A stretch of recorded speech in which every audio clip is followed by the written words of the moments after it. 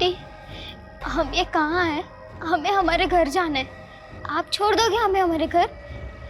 हमारे पापा ढूंढ रहे होगे हमें। आप छोड़ दो हमें, हमें हमारे पापा के पास जाना है। आप छोड़ो, अरे छोड़ो हमें। सुनो, इस लड़की को यहाँ की दुनियादारी अच्छे से सिखा दो, समझ गए?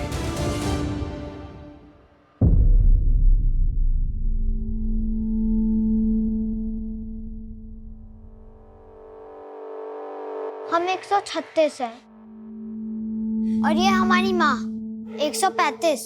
तुम कौन हो?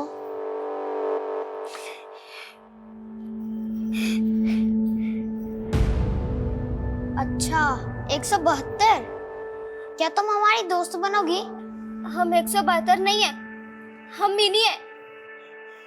हमें हमारे पापा के पास जाना है। पापा, पापा, जाने दो हमें। दरवाजा खोलो, दरवाजा खोलो, खोलो दरवाजा। पापा, दरवाजा खोलो।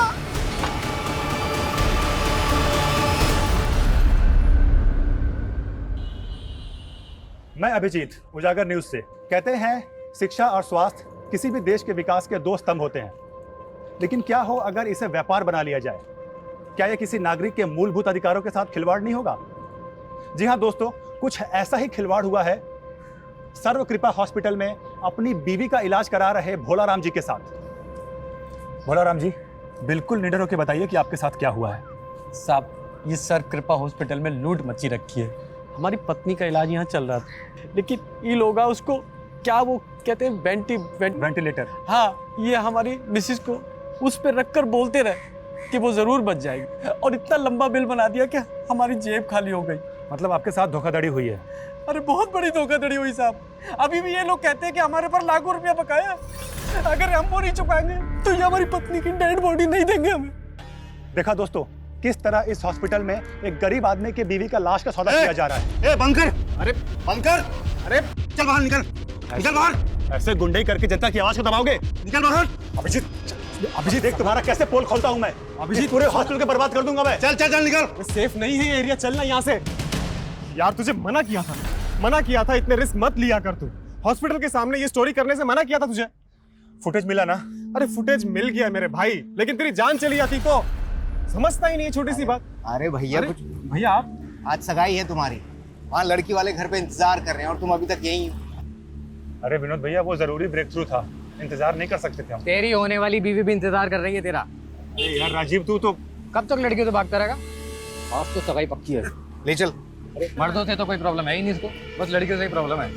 चल। अब तो दोनों बहनें एक ही घर में, इससे अच्छी क्या बात हो सकती है आपके लिए? जी पापा, हम तो बहुत लकी है, हमारी प्यारी बहन वर्षा ही हमारी देवरानी बन रही है। क्यों विनोद जी? हाँ राखी जी, बड़ा भाग। हाँ भैया, बड़ा भाग वाला है तू। हाँ बैठ बैठ अभिजीत। भाई सच सच बता, पसंद आई हमारी साली साहिबा?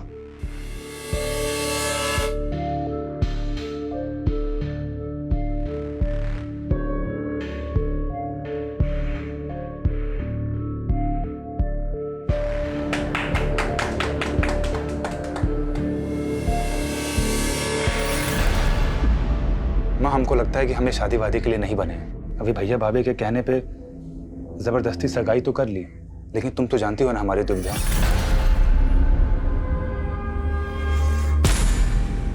माँ, हम इस दुनिया को एक सच बताना चाहते हैं, और वो सच है।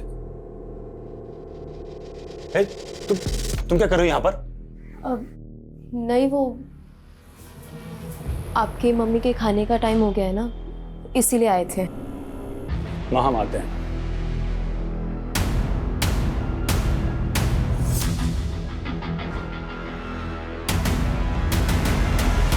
हम अक्सर सच्चाई से भागते हैं। उम्र के हर पड़ाव पर कोई न कोई एक ऐसा सच जरूर होता है जो शायद हम सबसे छुपा लेते हैं। दरअसल मैं सबको एक आईना दिखाना चाहता हूँ, एक ऐसा आईना जिसे देखकर हम फैसला करें कि आज हम कहाँ खड़े हैं। आने वाली 15 जून को रात 9:55 पे मैं आपको ऐसे ही कड़वी हकीकत से रूबरू करवाने वाला हूं, जिससे शायद अब तक का सबसे बड़ा पर्दाफाश होगा।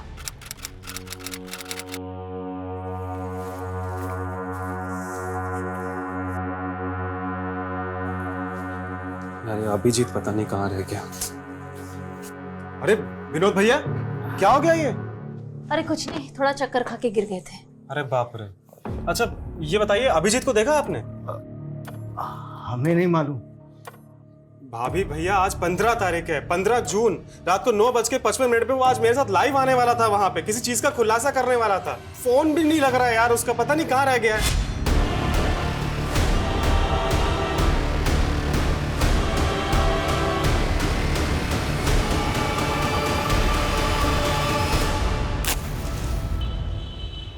दो दिन से गायब है और आप लोग आ जा रहे हैं। आपने आखिरी बार कब देखा था उसे?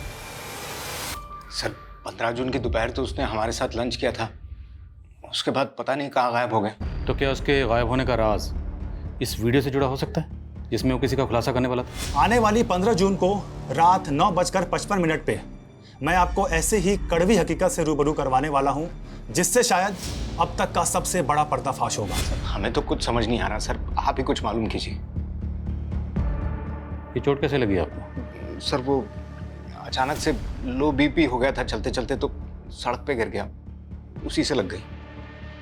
अभिजीत ने ये वीडियो कहाँ रिकॉर्ड किया था?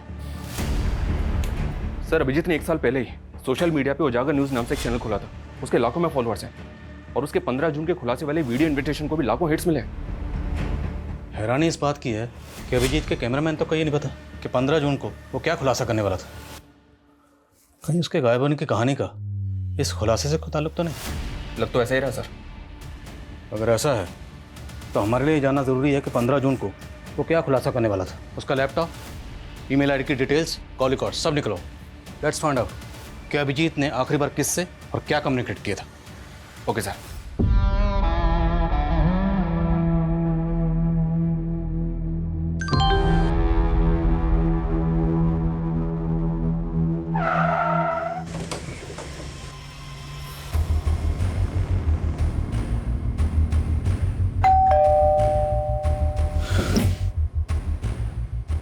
जी हमें वर्षा जी से बात करनी है।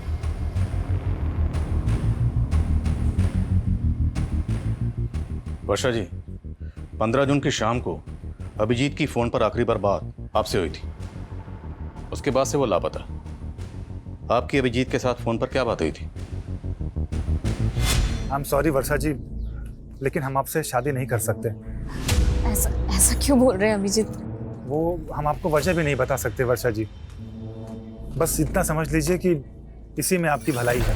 सर ऐसा हो ही नहीं सकता, अभिजीत ने खुद शादी के लिए हाँ किया था। तो क्या आपकी साली वर्षा झूठ बोल रही है? राखी जी, आप अपनी छोटी बहन वर्षा के बारे में क्या कहेंगे? सर हमारे बहन में कोई कमी नहीं थी, सारी कमी अभिजीत में है। अब कहना क्या चाहती हैं? अब हमें लग रहा है कि अभिजीत शायद इस वजह से भागा होगा ताकि वो हम लोगों को फेस ना कर पाए कि उसने रिश्ता क्यों तोड़ा। Excuse me sir. अभिजीत 15 जून की रात को कोई बड़ा खुलासा करने वाला था लाइव आकर, और आपको लगता है कि इतना निडर पत्रकार इस वजह से गायब हो गया? नहीं सर, राखी के कहने का ये मतलब नहीं है। दरअसल हम लोगों को भी ये सुनकर बहुत धक्का लगा कि अभिजीत ये रिश्ता तोड़ना चाहता था। Sir 1 minute. बिरदास चौक पे लाश मिली है।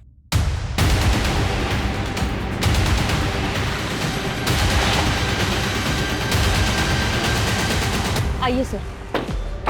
सर लाश बुरी तरह से जली हुई है, चेहरा भी पहचान पाना मुश्किल है।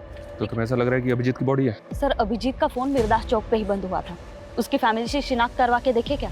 सर ये क्या दिखा रहे हैं सर? देखिए, हम मानते हैं कि बॉडी बुरी तरह से जली हुई है, पर हमारे लिए बॉडी की शिनाख्त करवाना बहुत ज़रूरी है।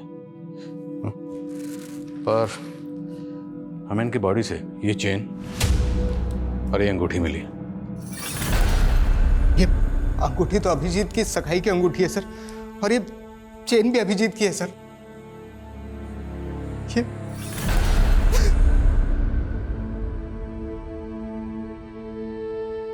ये ले, रोटी खा ले, इतना दुखी मत हो, अब यही हमारी जिंदगी है। ले खा ले, अभी बहुत सारा काम करना है।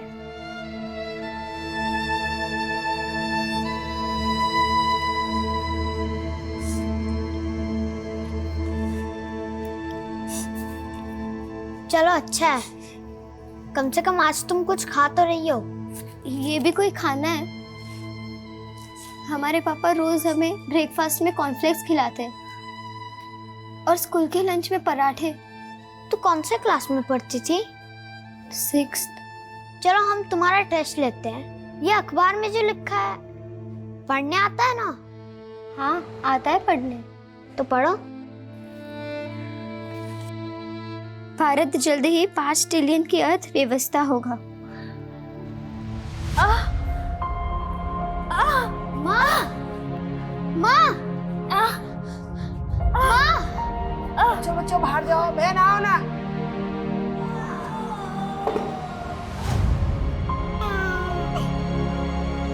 हमारा नया दोस्त आ गया। क्या ये लोग उसके भी गले पे नंबर लिख देंगे? सर पीएम रिपोर्ट के हिसाब से पहले अभिजीत को बुरी तरह से पीटा गया। लेकिन सर किलर ने ऐसा क्यों किया? इसलिए कि उसको आइडेंटिफाई नहीं किया जा सके। अगर ऐसा था तो फिर अभिजीत की बॉडी पर उसकी चेन और अंगूठी इंटैक्ट क्यों था? यहाँ तक कि उसके बाजू पे जो टैटू था वो भी उसके भाई ने आइडेंटिफाई किया। पहचान मिटाने की कोई कोशिश नहीं की गई। किलर ने अभिजीत को जिंदा जला दिया सर।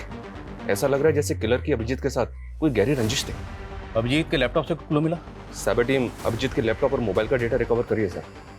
लेकिन सर अभिजीत का फोन पिछले कई दिनों से अतुल नगर में काफी एक्टिव था। अतुल नगर में कहाँ जाता था? ये तो नहीं पता, लेकिन अतुल नगर में जितने भी सीसीटीवी हैं सबकी फुटेज मंगा रहा हूँ। और अभिजीत का कैमरामैन प्रथमेश, उसने कुछ बताया? नहीं सर, उसे इस बारे में कुछ नहीं पता।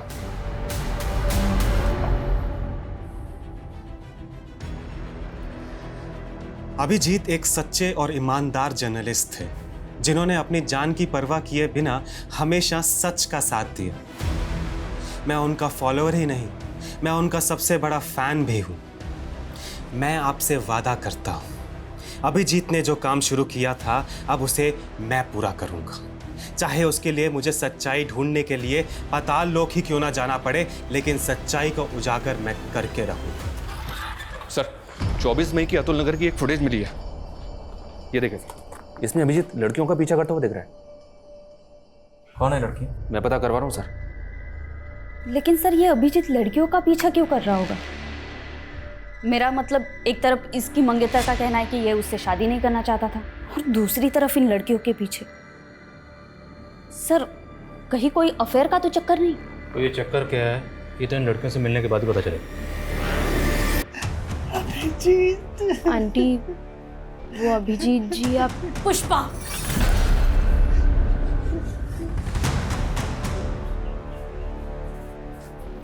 जी, माँ जी को क्या बताना है और क्या नहीं बताना ये तुम्हारा काम नहीं है। तुम जाओ। हम उन्हें वो अभिजीत जी हम देख लेंगे, तुम जाओ यहाँ से। और हाँ, अब से काम पे मत आना। जी अब हम तुम्हें अफोर्ड नहीं कर सकते। हमारी माँ का ख्याल हम खुद रखेंगे। तुम जाओ।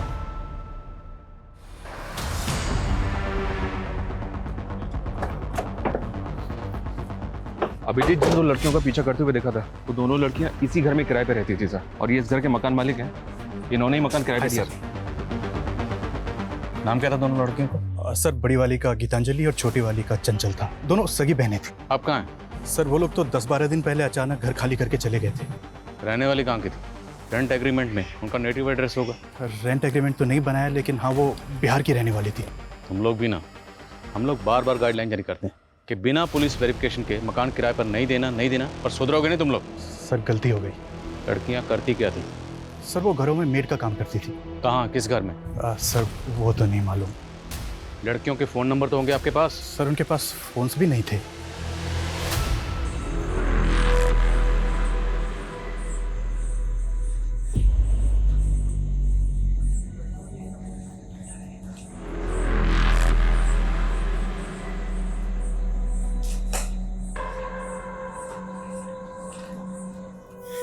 कहाँ भाग रही थी? हाँ जी सर, मैं अपडेट करता हूँ। जय सर, एक बीएनमेट सर्विसेज नाम की एजेंसी है, इसने चंचल और गीतांजलि इन दोनों का फोटो आइडेंटिफाई किया है। ये दोनों लड़कियां इसी एजेंसी के थ्रू काम पे लगी थी। बीएनमेट एजेंसी? सर ये लड़की गीतांजलि है और ये चंचल। ये दोनों बहनें बहुत मेहनती थी, कभी भी किसी क्लाइंट की कोई शिकायत नहीं आई। लेकिन ये बताइए कि दोनों लड़कियां अब हैं कहाँ? पता नहीं सर, अचानक से इन दोनों ने काम पे आना बंद कर दिया। क्यों? मालूम नहीं सर। इन दोनों को एक मीणा नाम के एजेंट ने इंट्रोड्यूस करवाया था। इन दोनों लड़कियों के एड्रेस प्रूफ और डॉक्यूमेंट्स हमें दीजिए, और इनका जो एजेंट था मीना, उसकी डिटेल्स भी दीजिए। सर ये एजेंट है मीणा। आप सभी जानते हैं कि अभिजीत मेडिकल माफिया के खिलाफ काम कर रहे थे। उसके सारे सबूत अब मेरे पास हैं। ये उन हॉस्पिटल्स की लिस्ट है जिनके पास लाइसेंस ही नहीं, और इनके कितने सारे डॉक्टर्स ऐसे हैं जिनके पास डिग्रीज तक नहीं, जैसे कि doctor Gopal Sharma. Hello doctor Gopal, जो वीडियो मैंने भेजा है तुमको, उसे मैं बहुत जल्दी अपलोड करने वाला हूँ। तुम चाहते क्या हो? सर कहाँ है? चंचल और गीतांजलि, इन दोनों बहनों की आईडी फेक है। क्या? जी हाँ सर, और इन दोनों बहनों का जो एजेंट है मीणा, उसकी भी सारी डिटेल्स फेक निकली। अब इन तीनों का कुछ पता भी नहीं चल रहा है। अभिजीत इन दोनों लड़कियों का पीछा करते हुए देखा गया था। अभिजीत का कत्ल हो गया, ये दोनों लड़कियां गायब हो गई। क्या इन दोनों लड़कियों और इस एजेंट मीणा की अभिजीत के कत्ल में इन्वॉल्वमेंट तो नहीं? लग तो मुझे भी ऐसा ही रहा सर, कोई ना कोई इन्वॉल्वमेंट तो होनी चाहिए। इन तीनों के लिए लुकआउट नोटिस जारी कर दिया है। सर, अभिजीत की मंगेतर वर्षा के बारे में एक बात पता चली है। सर, उसकी पहले भी शादी हो चुकी है। What? जी सर, वर्षा का पहला पति कुणाल मर चुका है। सर, उसकी मौत संदिग्ध हालात में हुई थी।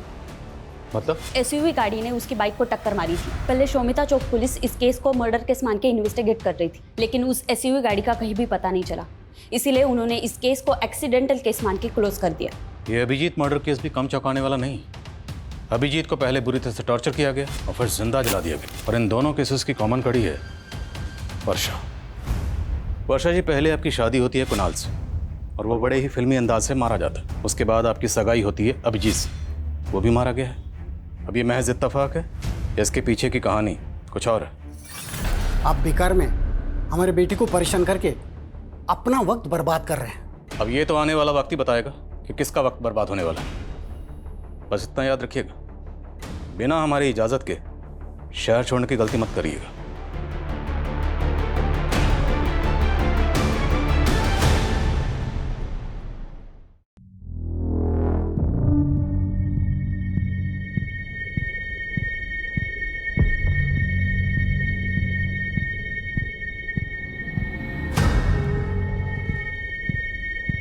हम लोग यहाँ से भाग रहे हैं, सब तैयार हैं, चलो।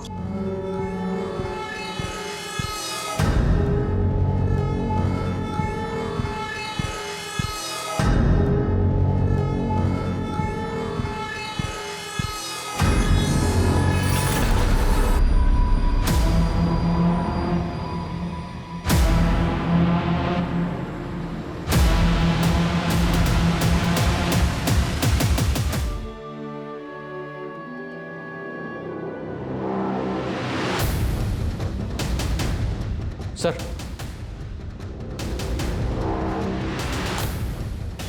साइबर सेल को अभिजीत के लैपटॉप से एक एनक्रिप्टेड फाइल मिली थी, जिसको उन्होंने डिक्रिप्ट किया। अभी सेंड किया। क्या इस फाइल में? ये देखिए सर।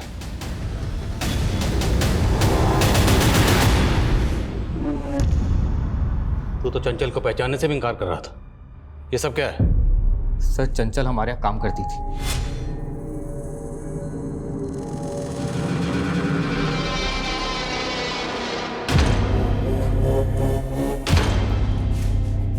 अरे साहब, सुन, तेरे पीठ के पीछे निशान है। ये क्या है जो तू छिपाती फिरती है? देखना चाहते हो?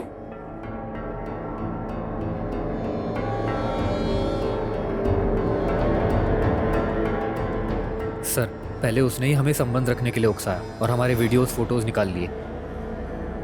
सर, हम उसे पैसे दे दे के थक गए थे, लेकिन उसका लालच बढ़ता ही चला जा रहा था। मजबूर होकर हमने सब बात अभिजीत को बता दी। उसने हमें प्रॉमिस किया कि वो हमारी मदद करेगा। कहानी अच्छी है, लेकिन सिर्फ कहानी, यह हकीकत नहीं है। हकीकत मैं बताता हूँ कि अभिजीत को पता चल गया था कि तुम उस लड़की की मजबूरी का फ़ायदा उठाकर उसको ब्लैकमेल कर रहे हो, उसका रेप कर रहे हो।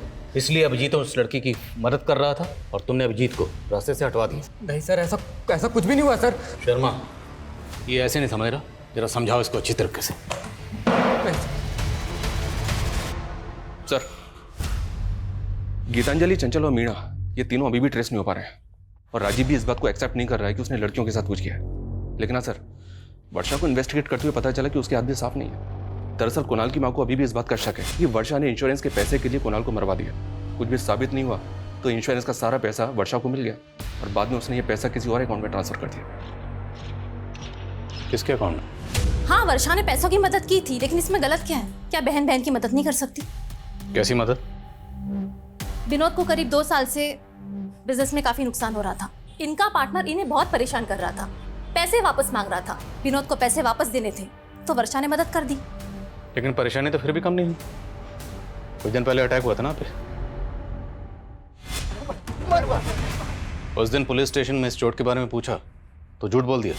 सर वो अचानक से लो बीपी हो गया था, चलते चलते तो सड़क पे गिर गया। लेकिन इन सब बातों का अभिजीत के मर्डर से क्या लेना देना? लेना देना ना हो तो ही अच्छा है, वरना लेने के देने पड़ जाएंगे। एक बात बताओ, तुमने उत्तम को पैसा तो दे दिया था ना? अब तुम भी हम पे शक कर रहे हो। अरे अगर तुमने पैसा चुका दिया था तो लोगों ने हम पे हमला ही क्यों किया? उसी के कारण जो तुमने पुलिस को बताया है। छोटा मोटा पैसा नहीं है ये, और अब तक कर्जा चुकता नहीं हुआ है। इतने के लिए लोग जान ले लेते हैं। शुक्र करो तुम अब तक जिंदा हो। सर, ये दोनों बहनें जितनी सीधी नजर आ रही हैं उतनी है नहीं। आज की दुनिया में कोई भाई या बहन अपनी प्रॉपर्टी या पैसा बिना लिखा पढ़ी के किसी को नहीं देता है, और वो भी अपनी बहन के पति के कर्ज को उतारने के लिए। विनोद के बिजनेस पार्टनर से कंफर्म करो, दोनों बहनों का कांटेक्ट अच्छे से चेक करो। तो तूने विनोद पे अटैक करवाया था? अटैक कैसा? आपको कोई गलतफहमी हुई है और उसने कुछ पैसे लौटा भी दिए थे हमें। लेकिन उधार तो काफी बाकी है ना अभी भी। वो भी निकलवा लेंगे। अटैक करवाएगा दोबारा? विनोद ने कंप्लेंट नहीं लिखवाई ना, फिर क्यों बाल की खाल उतार रहे हैं? और वो फुद्दू हमारे खिलाफ बोलने की हिम्मत भी नहीं करेगा। हाँ, हमसे बहुत बड़ा गलती हो गया। अगर हम अभिजीत को पहले ही सब कुछ बता दिए होते तो शायद वो हमें इस मुसीबत से निकाल चुका होता। ले लो, 70 लाख है इसमें। 70 लाख? ये 70 लाख तो सिर्फ आपके हुए ना डॉक्टर साहब, और आपके बाकी के नेक्सस के 70 लाख वो कौन देगा? हेलो नेताजी, एक लोकल जर्नलिस्ट मुझे धमकी दे रहा है। अगर आपकी मेहरबानी हो जाती तो। डॉक्टर साहब, हम स्वच्छ छवि वाले नेता हैं, ना तो खुद खाते हैं ना कभी किसी को खाने देते हैं। अब आपने कांड किया है, आप भुगतेंगे। लेकिन नेताजी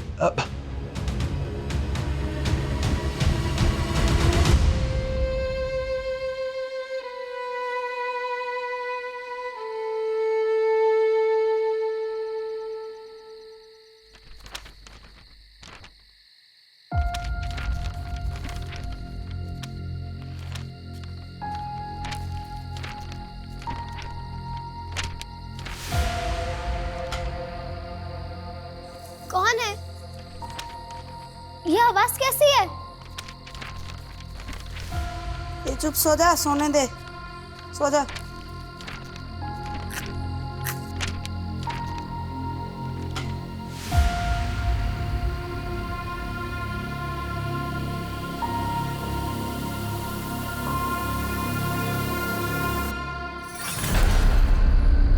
ये ले, रोटी खा ले, अभी बहुत सारा काम करना है।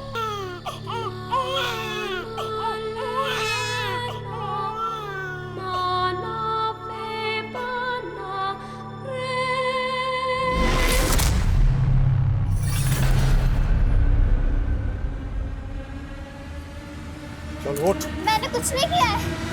मैंने कुछ नहीं। अंकल मत करो।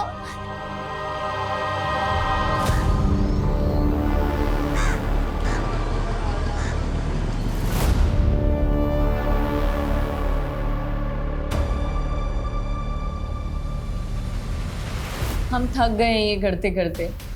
अभी और कितने खून बहाने पड़ेंगे? ये हमारा तीसरा अबॉर्शन है। न जाने तुमसे शादी करने के लिए हमें अभी कितना और इंतजार करना होगा। हम जल्दी सब कुछ ठीक कर देंगे। सब हम कुणाल से शादी करने के पहले से ही एक दूसरे से प्यार करते हैं। और सर, हमें पता था कि वर्षा के पिताजी हमें कभी स्वीकार नहीं करेंगे। इसलिए पहले कुणाल और अब अभिजीत खत्म कर दिया। नहीं सर, हमने ऐसा कुछ नहीं किया है। 15 जून को अभिजीत की आखिरी बार फोन पे बात तुमसे हुई थी? जी सर, हमारी बात जरूर हुई थी, पर बात कुछ और हुई थी। इस पर एक और नई कहानी। एक्चुअली सर, हम आपसे झूठ बोल रहे थे। हम किसी और से प्यार करते हैं। अरे लेकिन वर्षा, ये सब तुम हमको सगाई से पहले बता सकती थी ना। हाँ अभिजीत, लेकिन हम क्या करते, हम मजबूर थे। अभिजीत, क्या आप एक फेवर कर सकते हैं? आप खुद ही पापा को कह दीजिए ना कि आप शादी नहीं करना चाहते। लेकिन अभिजीत माना नहीं। तुम दोनों को लगा कि तुम दोनों की पोल खोल देगा, इसलिए तुम दोनों ने उसकी जान ले ली। वैसे तुम्हारे लिए किसी मासूम की जान लेना कोई बड़ी बात नहीं है। 3 अबॉर्शन तो पहले ही करा चुके हो। और तुम अपनी बहन राखी को किस बात के पैसे दे रही थी? सर, उसको हमारे अफेयर के बारे में पता चल गया था। बोली कि अगर हमने उसे पैसे नहीं दिए तो वो हम दोनों को फंसा देगी। सरासर झूठ बोल रही है वो सर। अगर उसकी करतूतों के बारे में पता होता तो उसकी जान ले लेते। हमने सिर्फ विनोद का कर्जा उतारने के लिए उससे पैसे लिए थे और कुछ भी नहीं था। तो आप कहना चाहती हैं कि आपकी बहन और उसके आशिक ने मिलकर अभिजीत को मार दिया? उनकी बात वो जाने सर, हमने कुछ नहीं किया। क्या जोड़ी है दोनों बहनों की? छोटी वाली बड़ी पे इल्जाम लगा रही है और बड़े वाली छोटी पे। कोई बात नहीं, वक्त आने पर सब पता चल जाएगा किसकी कहानी सच्ची है, किसकी झूठी।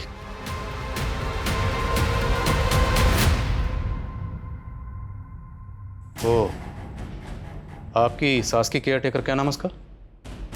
पुष्पा। कहाँ वो? हमने उसे काम से निकाल दिया। अब हम उसे अफोर्ड नहीं कर सकते। रहती कहाँ वो? एड्रेस दीजिए। ये बात तो अभिजीत ही जानता था, हमें कुछ नहीं पता।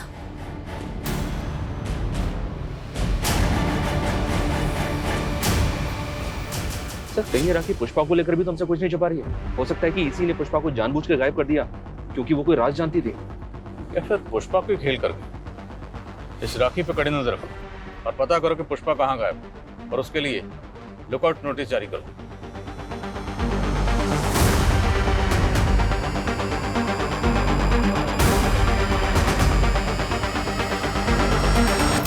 सर, छत्तीसगढ़ पुलिस से पुष्पा के बारे में एक इन्फॉर्मेशन मिली है।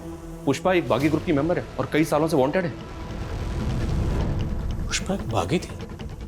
तो वो अभिजीत के घर पे क्या कर रही थी? दरअसल अभिजीत के लेट फादर धीरेन्द्र आनंद ने कई सालों तक एक बागी ग्रुप में काम किया है और ये पुष्पा उनकी शागिर्द थी। इंटेलिजेंस का ऐसा मानना है कि गायब होने के बाद पुष्पा यूपी में कहीं छुपी थी। मतलब वो यूपी में अभिजीत के घर पर छुपी हुई थी, और वो भी उसकी माँ की केयर टेकर बन के। अभिजीत उसको लेकर आया, उसकी मदद कर रहा था। और सवाल ये है कि अभिजीत एक बागी की मदद क्यों कर रहा था? क्या अभिजीत खुद एक बागी था? चेक करो सब जगह चेक करो।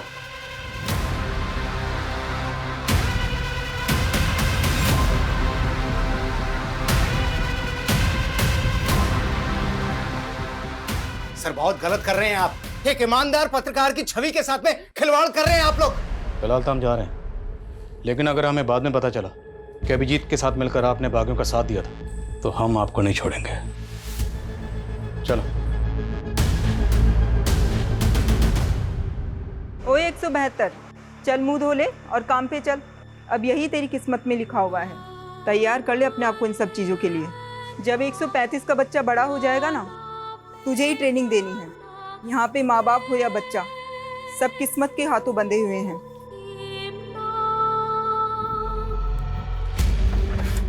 हो सकता है ये अभिजीत भी अपने फादर की तरह बागी। ये और पुष्पा दोनों किसी सीक्रेट मिशन पर थे। जैसे ही मिशन पूरा हुआ, अभिजीत ने अपनी मौत का ड्रामा रचा। उसके बाद वो और पुष्पा दोनों गायब हो गए। और इस बात के पूरे चांसेस हैं कि अभिजीत के घर वाले भी उनके इस मिशन में शामिल हों, क्योंकि अभिजीत की बॉडी पूरी तरह से जल चुकी थी। फिर भी उन्होंने आसानी से आइडेंटिफाई कर लिया। कैसे? अब तो बॉडी का डीएनए टेस्ट भी नहीं कर सकते, अंतिम संस्कार हो चुका है। शर्मा, ये केस तो हम सॉल्व करके रहेंगे। उसके लिए चाहे हमें गड़े मुर्दे क्यों ना खाने पड़े। अभिजीत की फैमिली, दोस्त, रिश्तेदार, सबके बारे में सब कुछ पता करो। Okay sir.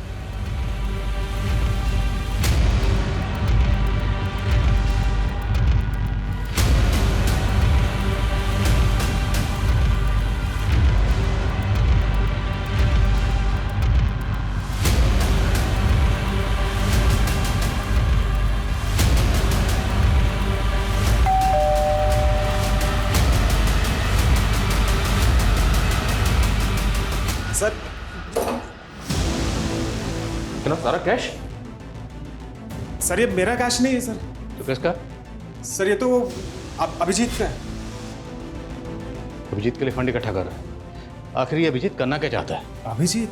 सर उसका तो मर्डर हो गया ना। सर अभी बोल रहा है अभिजीत का कैश। सर ये उसी की ईमानदारी का मोल है जो हम बेईमानी से कमा रहे हैं। मैं, राखी और उत्तम साथ में मिलकर के ये काम कर रहे हैं सर।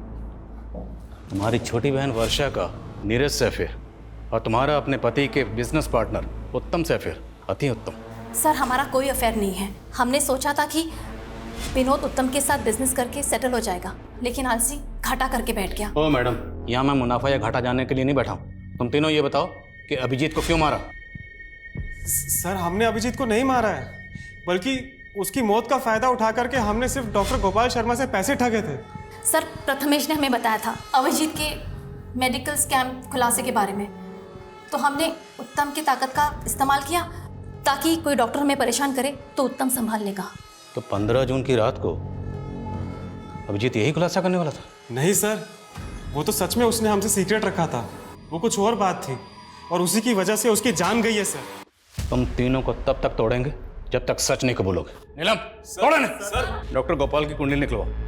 पूरे चांसेस है कि 15 जून को अभिजीत जो खुलासा करने वाला था वो उसी डॉक्टर के खिलाफ हो। हेलो, क्या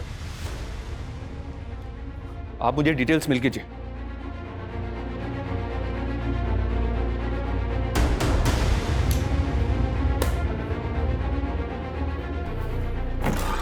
सर हमारी मेन सस्पेक्ट गीतांजलि की तो मौत हो चुकी है। गीतांजलि मर चुकी है? जी हाँ सर, ये देखिए कानपुर पुलिस ने उसकी बॉडी को रिकवर किया था। कोई बॉडी क्लेम करने के लिए नहीं आया तो उसका अंतिम संस्कार कर दिया। चौंकाने वाली बात यह सर कि गीतांजलि की कलाई पे बिल्कुल वैसा ही टैटू था जैसा अभिजीत की कलाई पे था। ये देखिए सर, अभिजीत के टैटू में 186 नंबर लिखा है और गीतांजलि के टैटू में 81 नंबर लिखा है। दोनों टैटूज वैसे तो दिखने में सेम है, सिर्फ नंबर और डिजिट्स का फर्क है। क्या ये कोई सीरियल नंबर हो सकता है? और इन टैटूज का हमारे सस्पेक्ट्स में से और किससे कनेक्शन हो सकता है? राजीव, वर्षा, नीरज, राखी, प्रथमेश, उत्तम या फिर पुष्पा? अभिजीत और गीतांजलि के बीच का कॉमन कनेक्शन है राजीव, लेकिन सर राजीव का तो कहना है कि वो इन टैटूज के बारे में कुछ नहीं जानता। पर अभिजीत की कलाई पर वैसा ही टैटू क्यों है जैसा कि गीतांजलि की कलाई पर है? गीतांजलि की बहन चंचल से इसका पता चल सकता है। चंचल तो खुद गायब है। खा लो दीदी, खाली पेट रहने से कुछ नहीं होता और हमें बहुत कुछ करना है। हमें निकलना है यहाँ से। यहाँ से कोई नहीं निकल सकता। नहीं दीदी, हम निकलेंगे यहाँ से। कोई आने वाला है हमें बचाने। तुम ना ऐसे सपने मत देखो, ये सपना कभी पूरा नहीं हो सकता। सर चंचल के बारे में हमने अभिजीत को मार्च में बता दिया था। उसके बाद अप्रैल में अभिजीत बिना किसी को बताए 20 से 25 दिन के लिए किसी असाइनमेंट पर बाहर चला गया था। हाँ, अभिजीत अप्रैल में काफ़ी दिनों तक नहीं था और उस दौरान उसने हमको कॉल भी नहीं किया था। मार्च में वो टैटू उसके हाथ में था? नहीं, तब तो नहीं था, लेकिन जब वो वापस आया तो हमने वो टैटू उसकी कलाई में देखा। तो आपने उससे पूछा कि वो टैटू उसने कहाँ बनवाया था और क्यों बनवाया था? नहीं सर, ऐसा तो उसने कुछ नहीं बताया। सर पहले तो हमें भी अजीब लगा था क्योंकि वैसा ही टैटू चंचल की कलाई पर भी था। कहीं ऐसा तो नहीं कि गीतांजलि और चंचल का उन टैटू से कोई ऐसा राज जुड़ा था जो अभिजीत जानना चाहता था, इसलिए उनका पीछा कर रहा था? लेकिन सर वो ये सब जानने के लिए अपनी कलाई पे वैसा ही टैटू क्यों बनवाएगा? और ये अभिजीत अप्रैल में 20-25 दिन के लिए कहाँ गायब था? और ये सवाल अब भी वहीं का वहीं है कि वो 15 जून की रात को 9:55 पर ऐसा क्या खुलासा करने वाला था?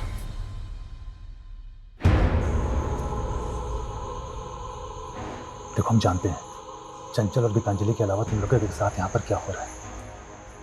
हमें यहाँ की सच्चाई पता करने आए।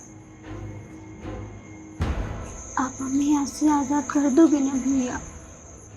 हाँ, लेकिन उसके पहले तुम्हें सब बताना होगा कि यहाँ पर हो क्या रहा है। मैं भारत, मैं इंडिया, मैं हिंदुस्तान भी हूँ। मेरी धरती बहुत महान है। मैं अपनी नदियों की तरह पावन हूँ।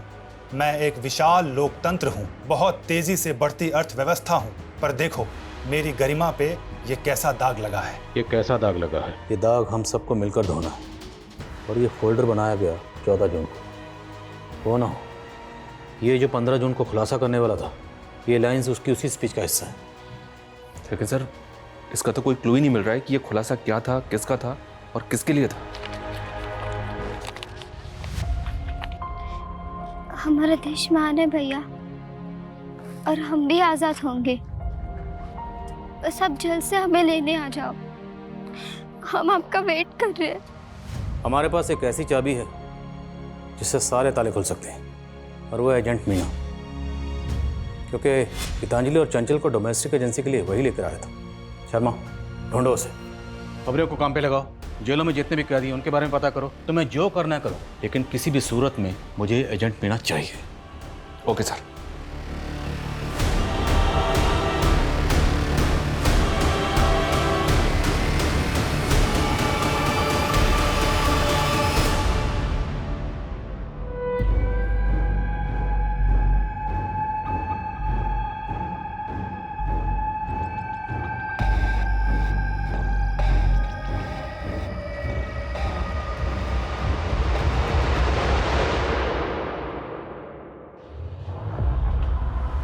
मीना, चेक करो। साहब, ये सब लड़के तो बंदो मजदूर हैं। इन्हें तो मैं शहर के बाहर से अपने टेम्पो में लेकर आता हूँ। मेरा काम है इन्हें घरों में काम दिलाना, और अगर कोई गड़बड़ करने की कोशिश करते तो हमको वापस कैंप भेज देते हैं। कैसा कैंप? कहाँ है ये कैंप? कैंप के बारे में मैं कुछ नहीं जानता। ये तो मुझे शहर के बाहर एक जगह पे मिलती हैं सब। कैंप का कोई बंदा लेके आता है इनको। ये सब करवाता कौन है? मालिक कौन है? साहब, इसके बारे में मुझे कुछ नहीं पता। सबसे पहले हमें ये पता करना होगा ये कैंप है कहाँ। इस नेक्सस ने बहुत गहराई तक अपनी जड़ें फैला रखी। ड्रोन कैमरा यूज़ करने की परमिशन निकलो। पूरा शहर और उसके आसपास जितने एरिया सब जगह स्कैन करो। कोई भी एरिया छूटना नहीं चाहिए।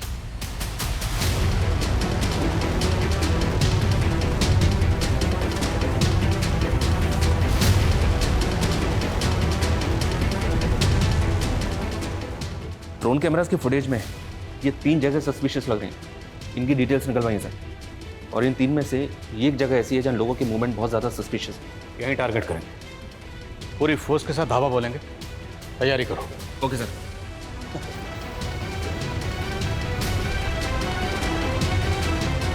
पुलिस! अरे पुलिस! अरे भागो!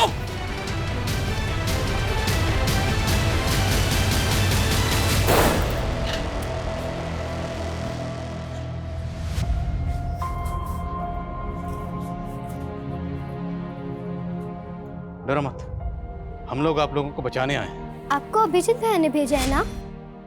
वो बोलते थे हम जरूर आजाद होंगे। हाँ बेटा, हमें अभिजीत भैया नहीं भेजा। अभिजीत भैया कहाँ है?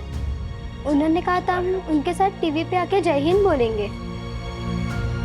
बेटा, मुझे अभिजीत भैया नहीं भेजा है आप सबको लाने के लिए, और उन्होंने कहा जब मैं आपसे मिलूं तो आपसे बोलूं कि आप जोर से जय हिंद बोलें।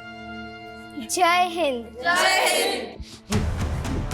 तुम लोगों को बंधुआ बनाकर उन पर जुल्म करते थे। कब से चला ये सब? साहब, काफ़ी टाइम से हमारे लोग हर शहर में फैले हुए साहब। अगर हमें कोई अनाथ या कोई मजबूर मिलता था, हम उन्हें अपना कैंप में लेके आते साहब, और हम बच्चे लोग को भी किडनैप करके लेके आते साहब। अब ये बताओ, कैंप में उनसे करवाते क्या थे? साहब, हम उन्हें बड़ी बड़ी कंपनी, मिल और ईंट की भट्टी में लगा देते साहब, और अगर कोई अच्छी लड़की रहती थी तो उन्हें हमें घर में काम पे लगाते थे साहब। जैसे गीतांजलि और उसकी बहन चंचल, है ना? दीदी को पूरा भरोसा था कि एक दिन हम उस जंजाल से बच निकलेंगे। देखना चंचल, एक दिन आएगा जब हम आजाद होंगे और बहुत ही बेहतरीन जिंदगी जिएंगे, ऐसी नहीं। पर उसके लिए हमें कैंप से बाहर आकर घरों में काम चाहिए था, इसलिए हमने कैंप में अच्छा बर्ताव किया, उन लोगों का भरोसा जीत लिया। फिर तुमने राजीव के यहाँ काम करना शुरू कर दिया, उसको ब्लैकमेल किया। हमारी पूरी कमाई तो वो मीना ले जाता था, और हमें अपनी जिंदगी शुरू करने के लिए कुछ पैसों की जरूरत थी, और इसलिए हमारे पास और कोई रास्ता नहीं था। लेकिन राजीव ने अभिजीत को सब बता दिया। हाँ, लेकिन अभिजीत भैया को ब्लैकमेलिंग से ज्यादा उस गिरोह के बारे में चिंता थी। देखो, मुझे पता है तुम लोगों के साथ क्या हो रहा है। मैं तुम्हारी मदद करना चाहता हूँ, लेकिन उसके लिए मुझे तुम्हारे जैसे मजदूर बन के ही उस कैंप में घुसना पड़ेगा और अपने हिडन कैमरे से सब कुछ रिकॉर्ड करना होगा कि वहाँ पर एक्चुअली में हो क्या रहा है। फिर हमने उन्हें वहाँ घुसने में मदद की और वो हमारे कैंप में शामिल हो गए। साहब मुझे शक हुआ कि अटेंडेंस रजिस्टर में गड़बड़ दिखा साहब, और वो कमीना पत्रकार वो मौका देख के भाग गया और गीतांजलि ने उसको मदद की थी कैंप में घुसने के लिए साहब। इसलिए तुम लोगों ने गीतांजलि को मार दिया और उसके बाद जब तुम लोगों को पता चला कि 15 जून को अभिजीत कोई खुलासा करने वाला है तो उसको भी मार दी। साहब हमारे लोग ने अभिजीत पे नजर होगा साहब और मौका पाके हमने उसको दबोच लिया साहब। बोल, अपने बाप का नाम बोल।